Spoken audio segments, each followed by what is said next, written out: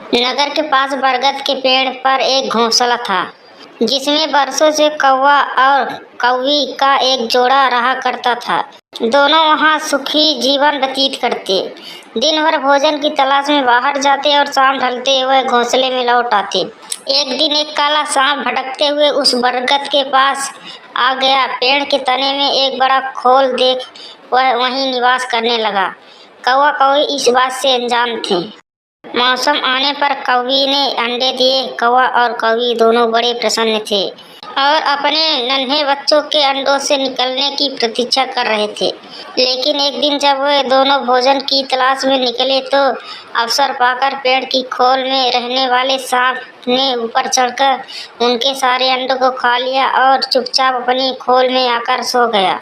कौवा कौवी ने लौटने पर जब अंडों को घोंसलों में नहीं पाया तो बहुत दुखी हुए।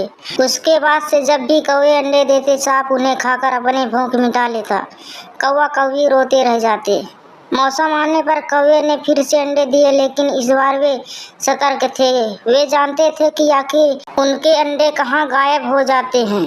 योजना के अनुसार एक दिन वे रोज की तरह घोंसले से बाहर निकले और दूर जाकर पेड़ के पास छुपकर अपने घोंसले की निगरानी करने लगे। कौवा कौवी को बाहर गया देख काला सांप पेड़ के खोल से निकला और घोंसले में जाकर अंडों को खा गया। आंखों के सामने अपने बच्चों को मरते देख कौवा कौवी तड़प कर रह गए। वे सांप का सामना नहीं कर सकते थे। वे उनकी तुलना में कमजोर थे, इसलिए उन्होंने अपने बरसों पुराने निवास को छोड़कर अन्य जगह जाने का निर्णय ले लिया। कौवा जाने से पहले अपने मित्र गीदड़ से अंतिम बार भेंट करने पहुंचे। गीदड़ को पूरा हाल बताया और जब वे विदा लेने लगे तो गीदड़ बोला, मित्रों, इस तरह भयभीत होकर अपना बरसों पुराना निवास छोड़ना उचित नहीं। समस्याएं सामने है तो उसका कोई न कोई हल अवश्य होगा। कौवा बोला, मित्र, हम कर भी क्या सकते हैं? उस दुष्ट सांप की शक्ति के सामने हम निराश हैं। हम उनका मुकाबला नहीं कर सकते। अब कहीं और जाने के अलावा हमारे पास कोई चारा नहीं है। हम हर समय अपने बच्चों को मरते हुए नहीं देख सकते। गीदड़ को सोचते हुए बोला, मित्रों, जहाँ शक्ति काम न आए वहाँ बुद्धि का प्रयोग करना चाहिए।